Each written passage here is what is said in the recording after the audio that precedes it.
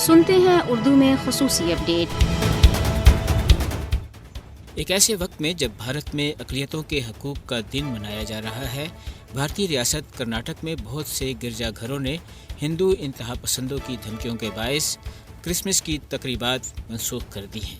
بھارت میں اقلیتوں کے حقوق کا قومی دن ہر سال 18 دسمبر کو منایا جاتا ہے، لیکن حقیقت یہ ہے کہ ملک میں بسنے والی اقلیتیں خاص طور پر انتہا پسند نریندر مودی کے دور حکومت میں عدم تحفظ کا شکار ہیں اور مسلسل خوف کی حالت میں زندگی گزارنے پر مجبور کر دی گئی ہیں۔ شدت پسند ہندو بیانیہ اب دنیا کی سب سے بڑی نام نہاد جمہوریت میں خطرناک حد تک بڑھتا ہوا رجحان ہے، کیونکہ بھارت میں اقلیتوں کو تشدد اور دھمکیوں کے ذریعے ہراساں کیا جانا روز کا معمول بن چکا ہے۔ مسلمانوں، سکھوں اور عیسائیوں سمیت نچلی ذات کے ہندوؤں کے ساتھ دوسرے اور تیسرے درجے کے شہریوں جیسا سلوک کیا جا رہا ہے۔ بھارت کے کئی حصوں میں عیسائی اتوار کے اجتماعات منعقد نہیں کر سکتے، جبکہ مسلمان جمعے کی نماز ادا کرنے سے بھی قاصر ہیں۔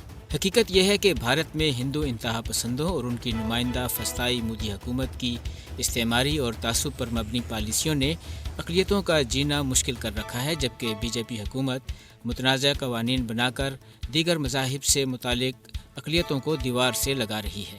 بین الاقوامی اداروں کی رپورٹس کے مطابق بھارت میں مذہبی آزادی کا گراف مسلسل گر رہا ہے، یہاں تک کہ انتظامیہ، عدلیہ اور فورسز سے متعلقہ ادارے بھی ہندو انتہا پسندی کی آلودگی سے نہ بچ سکے۔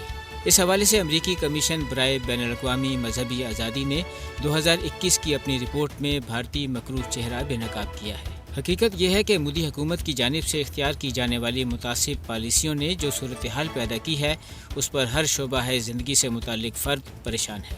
انسانی حقوق کے علمبردار ممالک اور اداروں کی یہ ذمہ داری ہے کہ وہ بھارت میں اقلیتوں کے بنیادی انسانی حقوق کے تحفظ کو یقینی بنانے کے لیے عملی اقدامات کریں۔